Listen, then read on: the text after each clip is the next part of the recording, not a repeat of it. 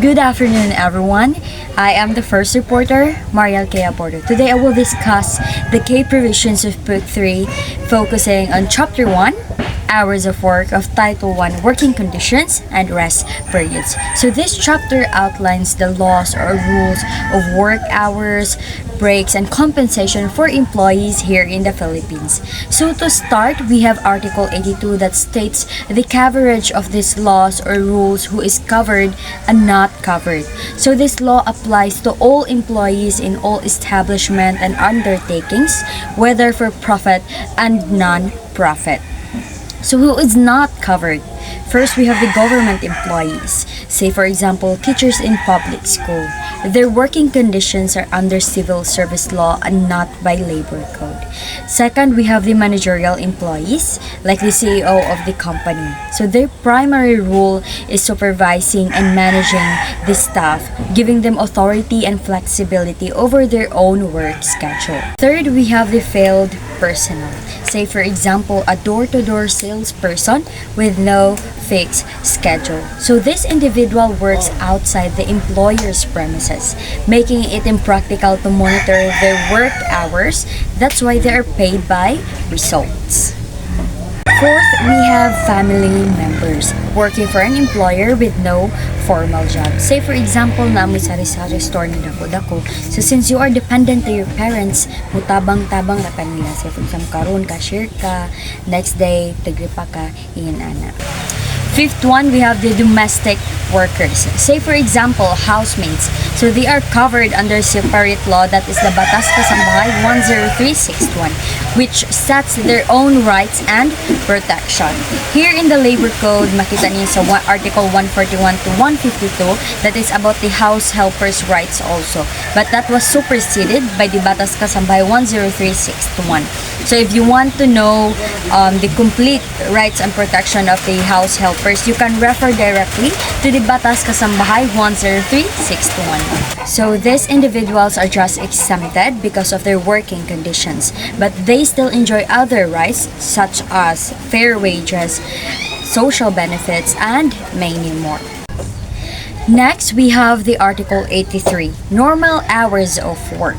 So the standard work hours is 8 hours in a day. Employees should not work beyond 8 hours in a day. How about the overtime? Paghula. So this article also states that there is a special rule for health workers. So health personnels in cities or municipalities with 1 million population or 100 bed capacity shall hold an office hours of 8 hours in a day and 5 days in a week. But when there is exigencies of the services required, such personnel may work for 48 hours or 6 days in a week, but must receive an additional 30% pay on the 6th day. So say for example, a nurse working in a hospital for 48 hours must receive an additional 30% extra pay on the 6th day. So say for example, 500 ang inadlaw sa nurse. So that will become 650 because there is an extra 30% pay on the 6th day. Next, we have Article 84, Hours of Work. So what counts as work hours? So first, time when the employee is required to work, say for example, working at their desk. Time when the employee is permitted or allowed to work, say for example, waiting for a meeting to start. Even short rest periods during the day are considered part of their 8-hour workday. Say for example, if an employee takes a 15-minute coffee break, that time is still considered part of their 8-hour workday. Next, we have Article 85, Meal Periods. So employers must give employees at least 60 minutes meal break. Say for example, a call center agent working from 9 a.m. to 6 p.m.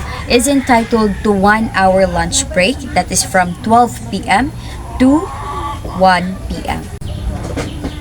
Next, we have Article 86, Night Shift Differential. Employees working between 10 p.m. to 6 a.m. must receive an additional 10% pay of each hour worked during this time. Say for example, a factory worker earning 100 per hour who works a 10 p.m. to 2 a.m. shift will earn 110 per hour for those hour work during this time. Next, we have Article 87, overtime work. So what is overtime work? Any work beyond 8 hours in a day. So there are two rates or classifications of overtime pay here in this article. We have regular overtime. Employees will earn 25% extra pay during hours work na ilang gi-overtime man. The second one is holiday/rest day overtime. So employees will earn 30% extra pay of each hour's work na ilang nga gi-overtime man. Say for example, if an employee earning 100 per hour who works 2 extra hours will earn 125 per hour, a total of 250 for 2 hours on regular overtime, and a total of 260 per hours on holiday/rest day overtime. Next, we have Article 88, undertime not offset by overtime. If an employee works fewer hours or leaving work early on one day, that is considered undertime. The employers cannot ask them or they cannot be required to work overtime on another day to make up for it. Say for example, if an employee leaves 2 hours early on Monday, even if they work 2 extra hours on Tuesday or Wednesday, they must still be paid overtime for Tuesday or Wednesday. Article 89, emergency overtime work. So when can employees be required to work overtime? Employees may be required to work overtime in the following situations.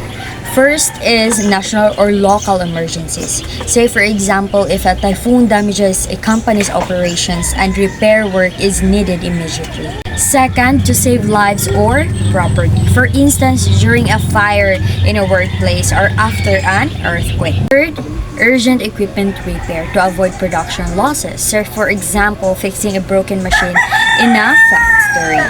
Fourth is perishable goods. If products like fresh food need urgent handling to avoid spoiling. The last one is business obstruction. To ensure smooth business operations, say for example, completing an important report to avoid project delays. Employees required to work under these conditions must still be paid additional compensation as stated in the labor code.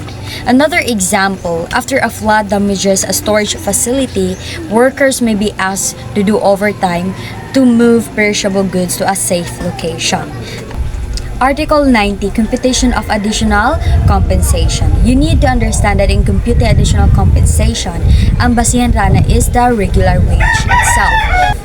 So what is regular wage? So the regular wage is the cash salary received by the employee excluding any allowances na ginahatag sa iya nga employer. Say for example, house allowance or benefits, food benefits or allowance, and kasagaran sa mga collector, they have the gasoline allowance or benefits.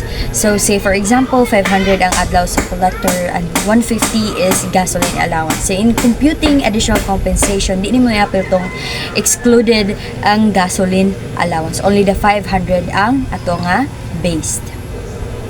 I think that concludes my report. Thank you for listening and God bless us all.